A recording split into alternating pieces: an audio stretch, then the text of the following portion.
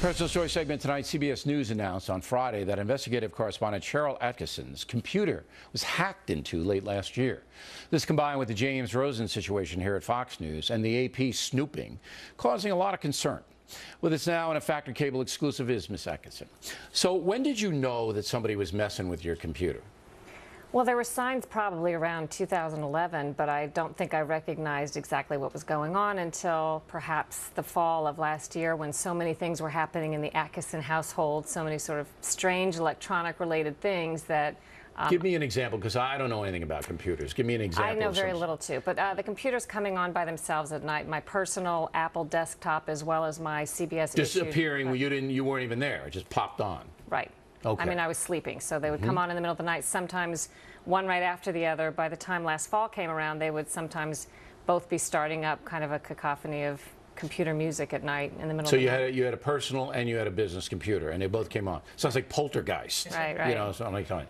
So what were you working on that might have interested somebody to try to intrude on your computer? What were you working on? Well, you know, the first thing I thought of some time ago were my personal accounts, my finances, my passwords, and so on. But nobody has intruded upon my finances, although they had access to that material. So nobody stole my identity or got into my bank accounts, which they could have. So I assume the reason they were in the CBS computer is something related to what I was working on. And which was what? What big stories were you working on? Well, at the time I was doing Fast and Furious, of course, some green energy debacle sort of stimulus spending stories, and then later on the Benghazi stories. All right, so they were all not complimentary to the administration. You weren't working on why is Barack Obama so brilliant and Obamacare the best thing in the world. That's kind of what I do, whichever administration's in office, that's kind of what I do. I'm not saying you're partisan, but I'm saying that the stuff you were going after, if the information came forth, might hurt the Obama administration. Is that accurate? True. Okay. So then CBS, you tell CBS News that you think somebody's hacking you because your computers are coming on by themselves. They send in their techs?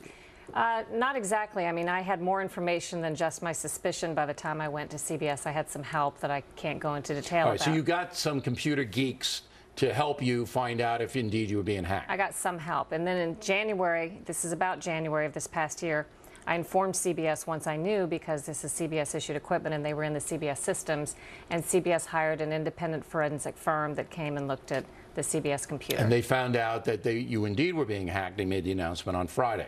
So where does it go from here?